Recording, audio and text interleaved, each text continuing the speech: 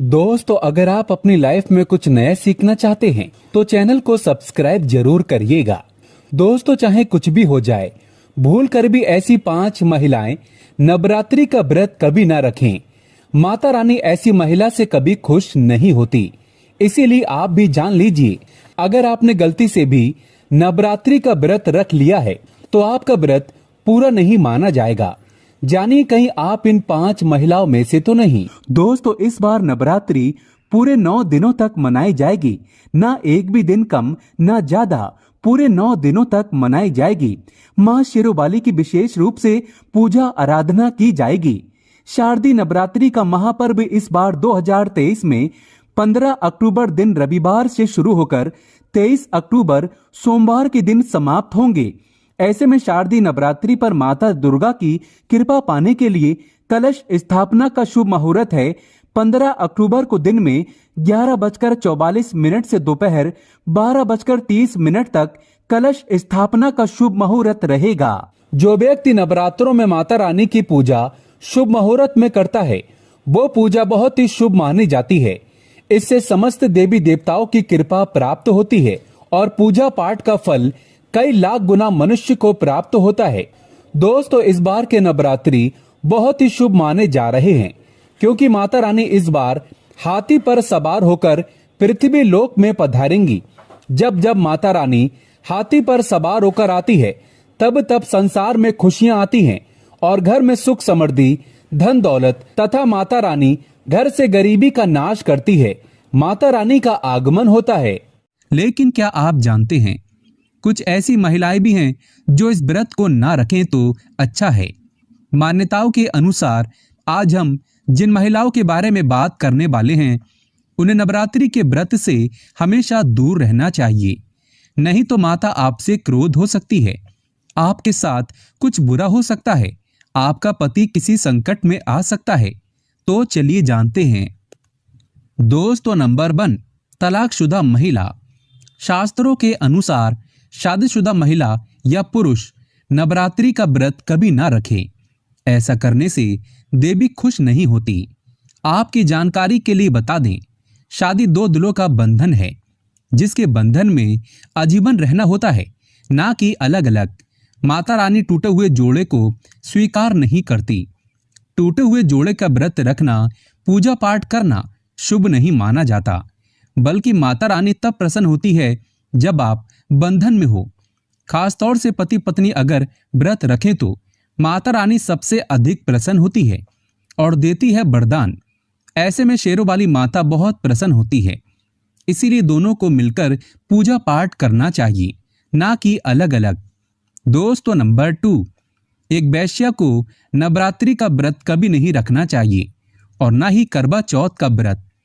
शरीर की पवित्रता जब व्यक्ति की खत्म हो जाती है, तब वो मैला ही नहीं बल्कि पापी भी कहलाता है। इसीलिए आपकी पूजा कभी सफल नहीं हो सकती। ये व्रत आप कभी ना रखें। दोस्तों, नंबर 3, अगर आपको कोई घातक बीमारी है तो आप इस व्रत को ना रखें। जैसे उदाहरण के तौर पर शुगर की बीमारी, दिल की बीमारी, शरीर में कमजोरी होना, चक्कर आना, बीपी का बढ़ जाना, शरीर में दर्द होना वगैरह वगैरह, तो आप ये व्रत कभी ना रखें। नहीं तो आपके साथ कुछ भी हो सकता है। इसीलिए सावधान रहें। दोस्तों, नंबर 4, अगर आप किसी भी व्रत को दिखावे के तौर पर अपनाते हैं तो शास्त्रों के अनुसार यह घोर पाप माना जाता है। ऐसा करने से आप देवताओं का मजाक ही नहीं उड़ाते, बल्कि आप पाप के भागीदार भी बनते हैं। देवी ऐसे लोगों से प्रसन्न नहीं होती, बल्कि उसको बर्बाद कर देती है। देवता तभी प्रसन्न होते हैं जब आप सच्चे दिल से उन्हें पुकारें और शास्त्रों का पालन करें। दोस्तों, नंबर 5, अगर आपको बार बार गाली देने की आदत है तो आप जितना जल्दी हो सके इस आदत को छोड़ दें। अगर माता रानी को प्रसन्न करना है और व्रत व पूजा पाठ करना है तो जुबान से मीठे बोल ही बोलें। अधिक से ज्यादा कड़वे बोल माता सरस्वती का अपमान होता है और आप भी पाप के भागीदार बन जाते हैं। दोस्तों, नवरात्र आने वाले हैं। ऐसे में ये छोटी चीज घर में लाने से माता रानी दौड़ी दौड़ी चली आती है। यकीन मानिए, हम भी अपने घर पर नवरात्रों में इसे जरूर लाते हैं। माँ दुर्गा अवश्य प्रसन्न होती है। यही चीज नवरात्रों पर घर में लाना बहुत जरूरी माना जाता है। तो चलिए जानते हैं। दोस्तों, नंबर 1, कमल का फूल। कमल देवी लक्ष्मी का सबसे प्रिय फूल है। कमल के फूल पर माता लक्ष्मी विराजमान है। नवरात्रि में कमल का फूल देवी लक्ष्मी को अर्पित करने से माता की कृपा सदैव बनी रहती है। दोस्तों, यकीन मानिए, खास तौर से नवरात्रों पर माता लक्ष्मी को कमल का फूल हम जरूर अर्पित करते हैं। इसीलिए आप भी करें और देखें चमत्कार। दोस्तों, नंबर 2, 16 श्रृंगार।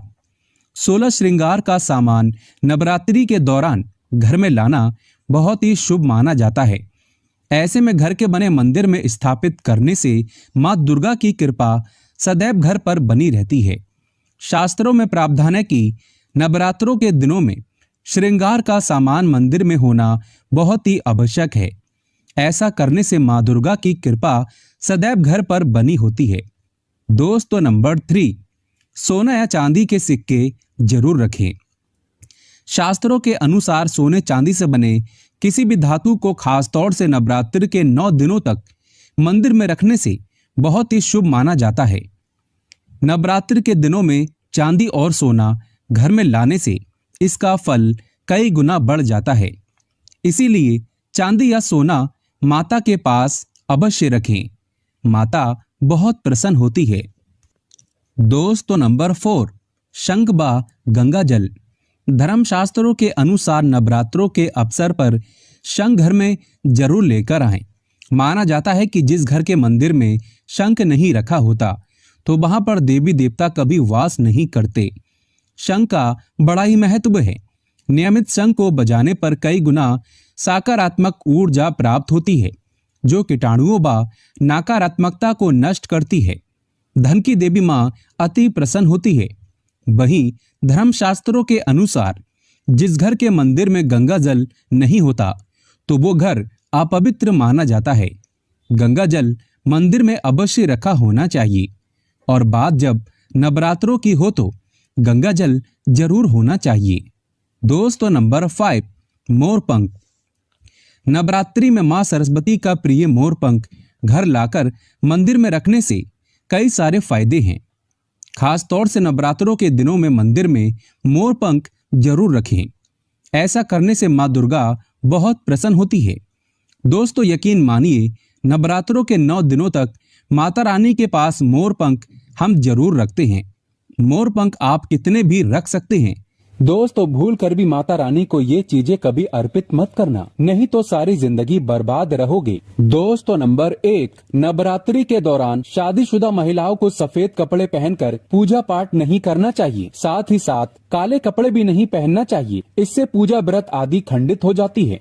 माता की चौकी जब आप लगाएं तो उसके नीचे कागज नहीं लगाना चाहिए। माता की चौकी हमेशा लाल कपड़ा बिछाकर ही बनाना चाहिए। हमेशा याद रहे, नवरात्रों के इन 9 दिनों तक व्रतधारी को अपना आसन माँ की चौकी के आगे ही लगाना चाहिए और वहीं पर आपको सोना चाहिए। मंदिर को नवरात्रों के दौरान अकेला नहीं छोड़ा जाता, बहुत ही अशुभ माना जाता है। इससे दुर्गा माता नाराज हो जाती है और हमेशा के लिए चली जाती है। दोस्तों, नंबर 2, नारियल। हिंदू धर्म में नारियल को समृद्धि, धन, श्रद्धा और सम्मान का सूचक माना जाता है। नारियल को श्री फल भी कहा जाता है। नारियल को सुख समृद्धि में वृद्धि करने वाला माना जाता है। नारियल का हर मांगलिक कार्य में विशेष महत्व होता है।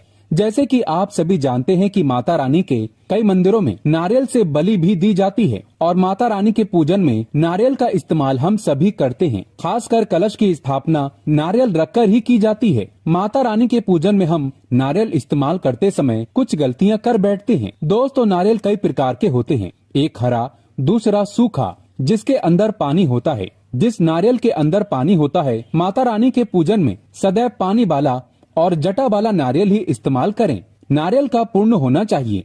नारियल चटका हुआ या टूटा हुआ नहीं होना चाहिए, क्योंकि साबुत नारियल ही पूर्ण और पवित्रता का प्रतीक होता है। साबुत नारियल ही सुख समृद्धि का प्रतीक होता है। साबुत नारियल को ही श्री फल यानी कि माँ लक्ष्मी का फल कहा जाता है। नवरात्रि में माता रानी के कलश की स्थापना करते समय जटा वाला यानी पानी वाला नारियल ही कलश पर स्थापित करना चाहिए। साथ ही ये ध्यान रखना चाहिए कि नारियल को सदैव कलश के ऊपर लेटाकर रखना चाहिए। घट स्थापना करते समय कभी भी नारियल को खड़ा करके नहीं रखा जाता। नारियल को सदैव लेटाकर कलश के ऊपर रखा जाता है। साथ ही नारियल को स्थापित करने से पहले आप नारियल को लाल कपड़े में लपेटकर उस पर और फिर लाल चुंदरी उड़ाकर आप नारियल को कलश के ऊपर स्थापित करें। शास्त्रों के अनुसार कलश के ऊपर जब सही तरीके से नारियल रखा जाता है और सही प्रकार का नारियल रखा जाता है तभी ही व्रत और पूजन का पूर्ण फल प्राप्त होता है।